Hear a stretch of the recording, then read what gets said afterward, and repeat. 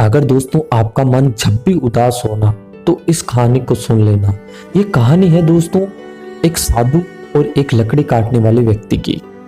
प्राचीन समय की बात है दोस्तों। एक व्यक्ति था जो रोज जंगल जाता, लकड़ियां काट कर लाता और उन लकड़ियों को बाजार में बेचता और जो पैसा मिलता उसे अपना गुजारा चलाता। ऐसे ही वह व्यक्ति रोज काम करता, लेकिन जब भी वह व्यक्ति जंगल जाता तो देखता कि एक साधु पेड़ के नीचे ध्यान मुद्रा में बैठे हुए मिलते, लेकिन वह कुछ बोलता नहीं और सीधा सीधा चले जाता। एक दिन क्या हुआ कि दोस्तों वो साधु उस व्यक्ति से पूछा कि तुम रोज जंगल आते हो और लकड़ियां ले जाते हो, क्यों ना तुम जंगल से थोड़ा आगे जाओ, तुम्हें वहां पे चंदन के पेड़ मिलेंगे, क्योंकि चंदन की लकड़ी बहुत महंगी जाती है। लेकिन वह व्यक्ति हंसने लग गया और कहने लग गया कि भला मेरे से ज्यादा इस जंगल को कौन जानता है, क्योंकि मेरा दादा भी लकड़ी काटता था, मेरा बाप भी लकड़ी काटता है और मैं एक चप्पा चप्पा इस सारे जंगल को जानता हूं। ऐसे ही वह हंसने लगा जोर जोर से व्यक्ति और साधु की बात को इग्नोर कर दिया। फिर एक दिन क्या हुआ कि दोस्तों सारे पेड़ लगभग काट दिए, लेकिन वह सोचा कि क्यों ना साधु ने कहा है तो आगे जाएं, आगे पेड़ मिलेंगे। लेकिन वह आगे जाता है तो उसे चंदन का पेड़ मिलता है और वह चंदन के पेड़ की लकड़ियां लाता है और उसे बहुत सारा पैसा मिलता है। ऐसे ही वह डेली आता है और चंदन की लकड़ियां ले जाता है। लेकिन फिर एक दिन और उस साधु ने कहा कि तुम अभी भी चंदन की लकड़ियां काट कर बेच रही हो, थोड़ा और आगे जाओ, तुम्हें वहां चांदी की खदान मिलेगी। लेकिन उस व्यक्ति को उस साधु पे विश्वास हो गया तो वह आगे जाता है तो उसे चांदी की खदान मिलती है और फिर वह चांदी को लाकर बाजार में बेचता है, उससे बहुत सारा पैसा मिलता है। फिर एक दिन और उस साधु ने उस व्यक्ति को कहा उसी जंगल में कि तुम अभी भी चांदी की खदान में चांदी लाकर बेच रही हो, थोड़ा और आगे जाओ, तुम्हें वहां सोने की खदान मिलेगी। फिर उस व्यक्ति को साधु पर तो विश्वास ही था, वह फिर थोड़ा आगे जाता है तो वह देखता है कि सच में सोने की खदान है, तो वह वहां से सोना लाता है और बेचता है और उसे ढेर सारा पैसा मिलता है, जिससे वह महल बंगला आदि बना लेता है, खूब पैसा वाला हो जाता है। फिर वह बहुत दिनों तक उस जंगल में नहीं आता है। फिर एक दिन उस व्यक्ति को उसी साधु से मुलाकात होती है। फिर वही साधु कहते हैं कि अभी भी तुम सोना ही लाकर बेच रहे हो, थोड़ा और आगे जाओ, तुम्हें हीरे की खदान मिलेगी।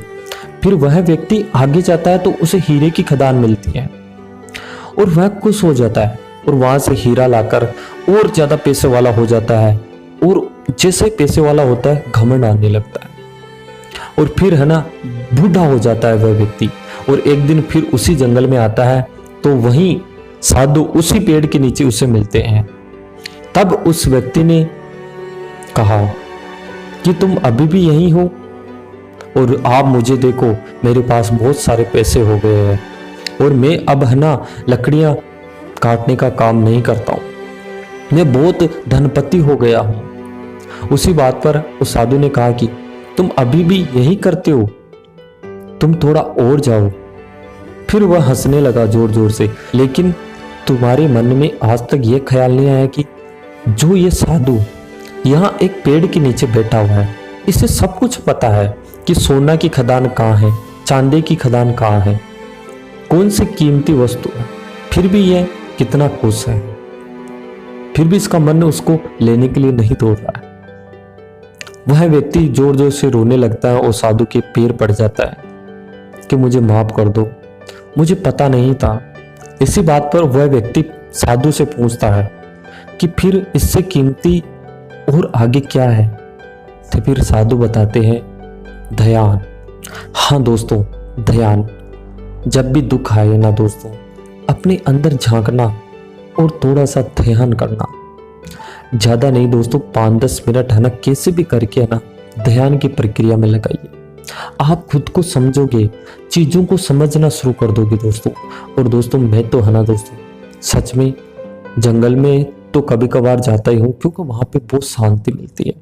कितनी सुनहरी आवाज आती है पक्षी पेड़ों की, लहराती हुई हवा चलती है, कितना सुंदर है जंगल। लेकिन दोस्तों आप है ना घर पे रह के भी है ना ध्यान कर सकते हो। ध्यान का मतलब सिंपल ये है कि आप सिर्फ आंखें बंद कीजिए और अपने अंदर की आवाज को सुनना है कि आपके अंदर जो भी विचार आ रहे हैं उन पे ध्यान नहीं देना है। विचार तो आएंगे लेकिन आप बार बार ये करेंगे तो विचार है ना एक दिन बंद हो जाएंगे, और जब है ना बंद हो जाएंगे तो आपका ध्यान आपकी आत्मा में समा जाएगा। और दोस्तों आपको पता है कि गौतम बुद्ध ध्यान की प्रक्रिया में ही पूरे जग को जीत लिए थे।